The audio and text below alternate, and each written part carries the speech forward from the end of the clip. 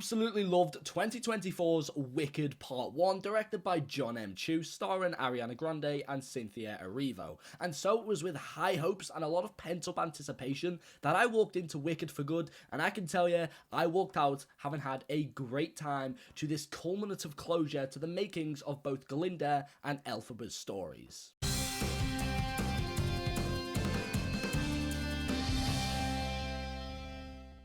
Hey everyone, I'm Tom, a lover of all things movies, and if you're like me, the Yellow Brick Road to Wicked for Good has been one of quite a lot of anticipation, and is one I think the vast majority of people are going to feel just as happy and satisfied with as I did with the payoff to that journey. To leap into what's great about Wicked for Good, it's simply what and exactly who you are expecting, and that is the leading performances by Cynthia Erivo and Ariana Grande as Glinda the Good and Elphaba, also taking on the persona of the Wicked Witch of the West. Both once again dominate the movie's presence with their equally strong performances, and even in moments where this movie falters, these two stand strong whether they are sharing the screen or defying it with their individual moments. Ariana Grande truly gets to unfold here, going through a different range of emotions and situations that she wasn't presented in across the first film. And though she takes the public side of the wizard in the story, you can see the physical fracture in her conflict and confidence in doing this, all thanks to Ariana Grande's physical and emotional performance. And it's one that will without doubt be getting her his second Academy Award nomination. As for Cynthia Erivo, she yet again defies gravity with her embodiment of Elphaba, in another triumphant performance from every angle possible. Physically powerful, emotionally charged, and vocally astonishing. Something you are reminded on by her throughout multiple of her musical sequences, but especially the second act's fantastic No Good Deed sequence. And just once again, like Ariana Grande, a second Academy Award nomination is all but guaranteed, because both of these performances, while individually fantastic, are something even more special thanks to not only how well they have to work together for the story, but how well they actually do go together. They are each other's perfect Elphaba and Glinda, and no singular one is as good without the other, which makes it upsetting to see some, granted a very small minority, erase the weight that both of these performances, either individually or together, bring to this story and movie as a whole. Because this movie is all about the continued socially manufactured fear and bigotry placed onto us by the dictatorship actions of the Wizard and Madame Morrible. And to see that and how it's explored, as well as the film does, we have to see and care for the characters, one of which is a literal and physical embodiment of these constructed beliefs by the Wizard, and a scapegoat to that commentary that the film is providing you with. And it's of course because of the writing and directing that it works so well, but it's also elevated by the performances of the actresses who are bringing it to life and stepping into these characters' shoes with so much life, so much personality, and so much passion. Additional characters to Wicked for Good is Jonathan Bailey, who could walk into an empty room and begin having chemistry with the oxygen inside of it, who returns as Feyero. And without going too much into detail, although I do feel most know the outcome of his journey, I found him to once again be a great accessory to the story and a really important piece to it as well. He, in many ways, feels like one of us, one of the audience members who knows the truth, have seen it and wants to step in to the role and comfort Elphaba as the story advances.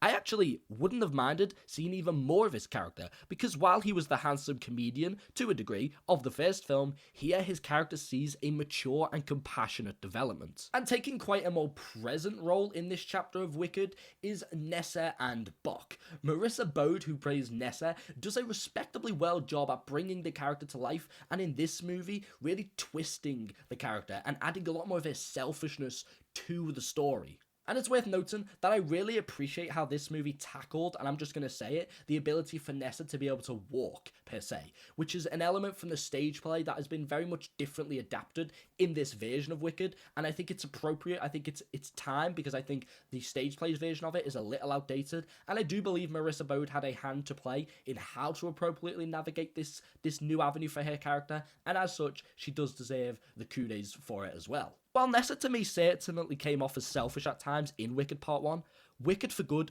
truly lets loose on that and shows her in quite a bitter light. So much so that she becomes quite like her dad. And even worse, someone whose lust to be appreciated ultimately shares the types of actions you see the wizard commit to the animals. As for Ethan Slater as Bock, I see a few people thinking that he had a little too much screen time in this movie, and I honestly totally disagree on that point. I think the amount of screen time he has is necessary, especially because it complements Nessa's character and it really brings to light, in a not so nice to see sense, the true actions of her and her bitterness, his selfishness. He's the physical embodiment of this, and he's the vehicle to bringing all of that behaviour to light. And as the film goes on, and as more happens to him and occurs to his character, I will say he gets this tonal shift in his performance. He becomes more physically present, meaner, and quite menacing too. And there's a really great moment in this film that's very, very subtle, but he has a moment where he looks up at Glinda, and no dialogue is conveyed in the scene,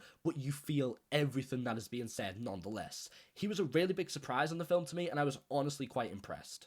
And that brings us to one of my favourite aspects of both of the Wicked movies, and that is Jeff Goldblum as the Wizard. I said in my thoughts for part 1 that I think he is one of the exceptionally rare definitions of perfect casting, and I stand by it to this day. He's exactly who I vision as this type of character. He's effortlessly convincing in his charm, how he moves, how he speaks, how he ensures you buy into what he's saying, or at the very least respect and understand it, and everything he does with this character, I just, without a single shred of negative doubt in my mind or heart, love. He's truly sensational, and as in line with his character when you peel back some of the public layers and public facade, wicked. And of course, the wonderful Wizard of Oz. The story as a whole and what each character brings to it and the conflict, I was thoroughly happy with.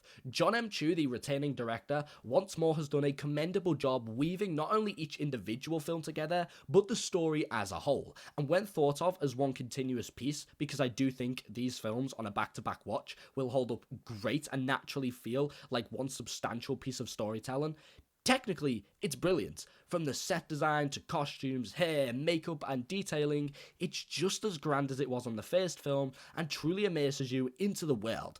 A step up this time around, I'd say, however, is the visuals and cinematography. By no means did I personally believe either of these aspects were bad or even flawed in the past, but it has at times been a topic of much conversation, so for what it's worth, I think here, in Wicked for Good, it's visually even more vibrant and overall stronger for a large consideration of the picture, and it truly shines in sequences like Wonderful, No Good Deed, and the climactic For Good. These are my favourite 3 musical sequences in the film, and all of which I found amazing for their own individual reasons. Wonderful is so much fun with a real catchy tune to follow along with. No Good Deed is this movie's defying gravity with such a show-stopping grand spectacle of a performance. And For Good is as heartbreaking as it is warming, and while epic in the grand scheme of the characters' journeys, is appropriately tender for Elphaba and Glinda's relationship. But now it's time for some of the film's hindrances, and I hesitate to say problems because, unlike others did, I didn't really have an issue with them to where they took me out of the film for even just a second. And though I'm unfamiliar with the stage iteration of Wicked, I am versed in it enough to know that the majority see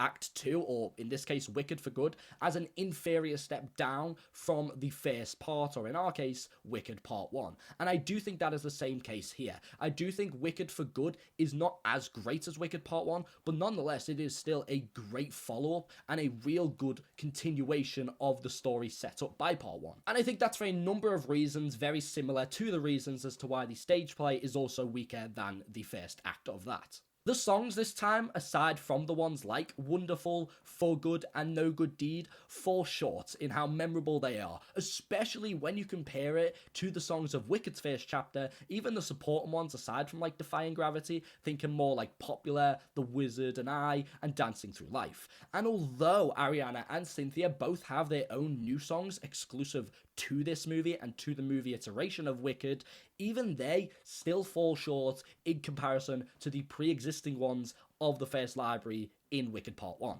It's not necessarily a bad element, but it is certainly a noticeable fall short of Wicked for Good. Another hindrance to Wicked for Good comes in the form of its runtime.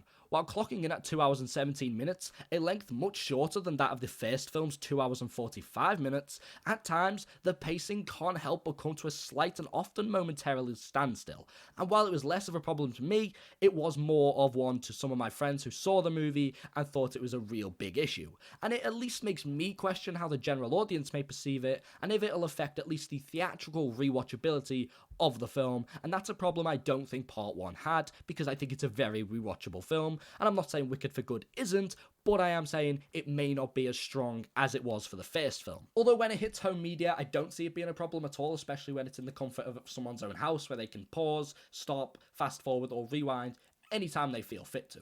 Finally, and I will say this was the one genuine problem I had with Wicked for Good, it's the whole Dorothy situation. Of course, the creatives didn't want to hire someone to play Dorothy with a face because they didn't want to show the face, because they made the reason that they want the Dorothy in the film to be whatever Dorothy you envision for this story, and I think it's a lousy excuse. I think it doesn't work, and I think it hinders a lot of the actual framing of the movie whenever we see Dorothy and her group. I don't like it.